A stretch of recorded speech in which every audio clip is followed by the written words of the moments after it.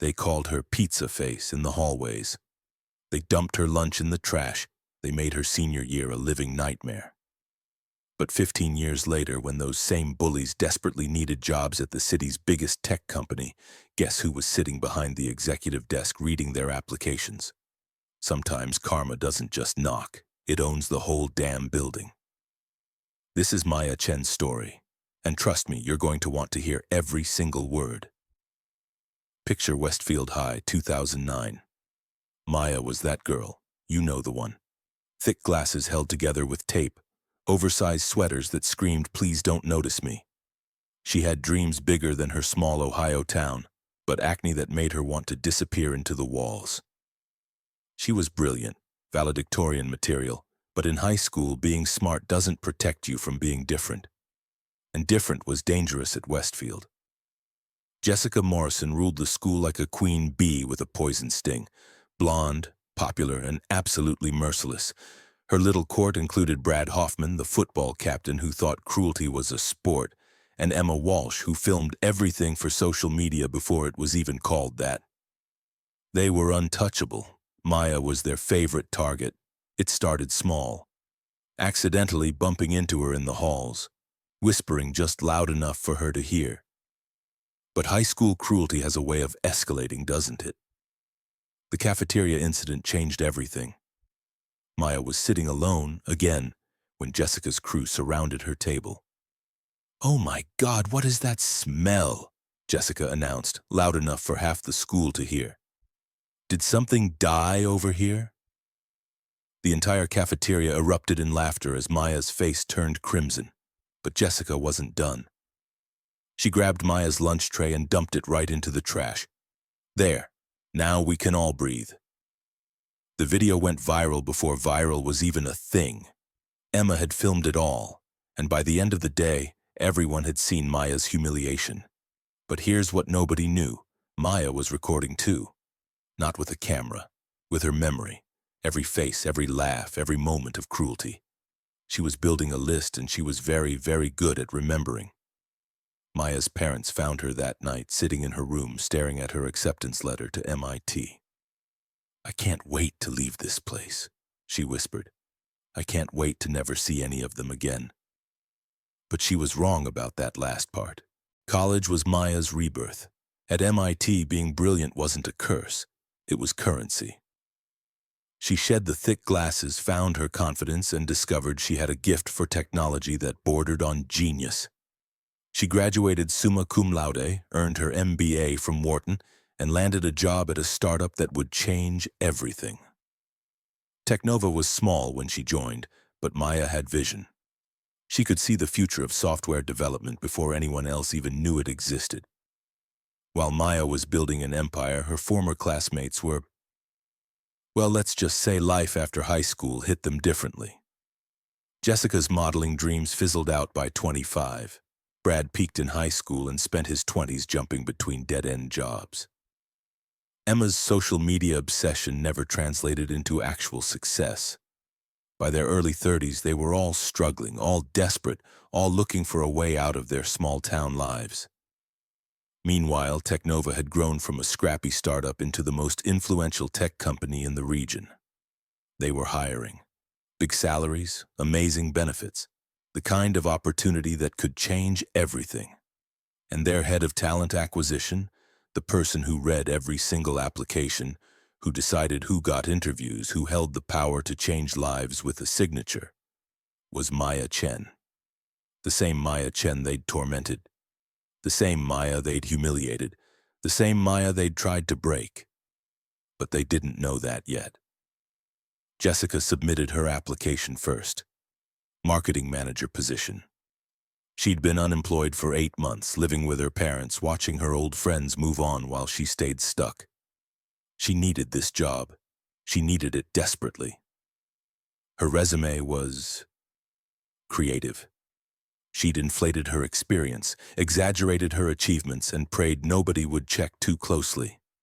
Maya checked. Maya always checked everything. Brad applied next. Sales position. His interview skills were still sharp from his football days, all charm and confidence.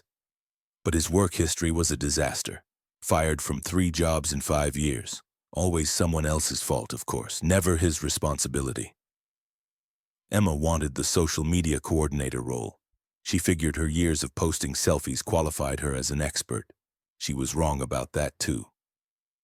The applications landed on Maya's desk on a Tuesday morning. She was sipping her coffee, reviewing candidates when she saw the names. Jessica Morrison, Brad Hoffman, Emma Walsh. For a moment, she couldn't breathe. 15 years collapsed into nothing. She was 17 again, standing in that cafeteria, watching her lunch hit the trash while everyone laughed. But then she smiled, and it wasn't a nice smile. Maya did something interesting. She scheduled interviews for all 3 of them, same day, same time slot.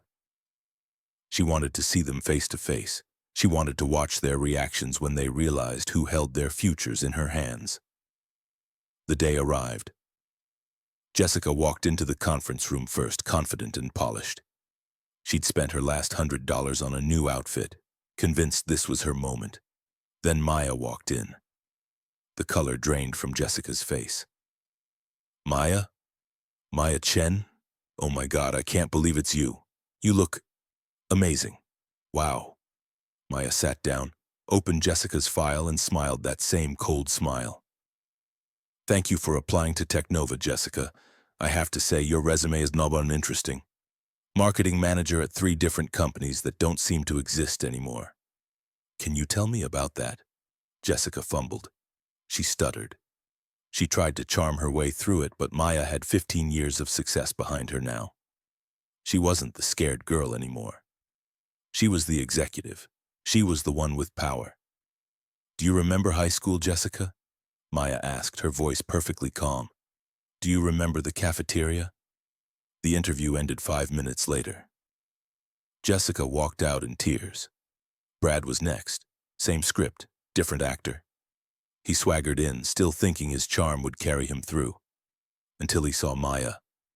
Until he realized that the girl he'd helped torment was now the woman who could save his career. Emma lasted the longest.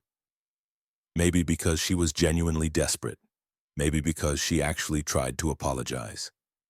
Maya, I'm so sorry about high school. We were kids. We were stupid. I've grown up. I've changed. Maya listened. She nodded. She took notes.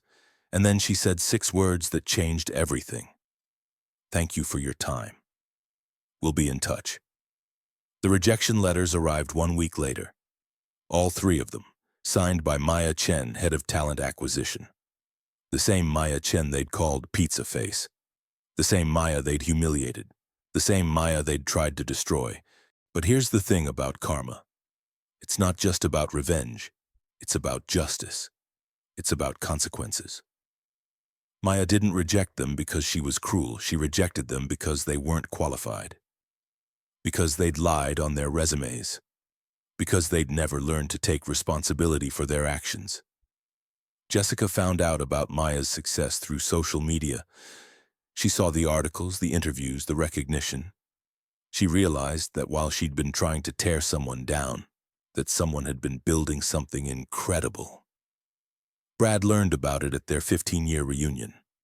Emma never figured it out at all. Maya still works at Technova. She's the CEO now. She hires based on merit, character, and potential. She's given hundreds of people second chances. She's built a company culture based on respect and dignity, but she's never forgotten the lessons of Westfield High. She's never forgotten what cruelty looks like. And she's never forgotten that sometimes the person you underestimate is the one who ends up holding all the cards. The girl they called Pizza Face became the woman who decided their fate. The target became the archer. The victim became the victor. Karma doesn't rush, but it never forgets. And sometimes it wears a business suit and signs rejection letters. If you believe in karma too, subscribe and we'll see you in the next story.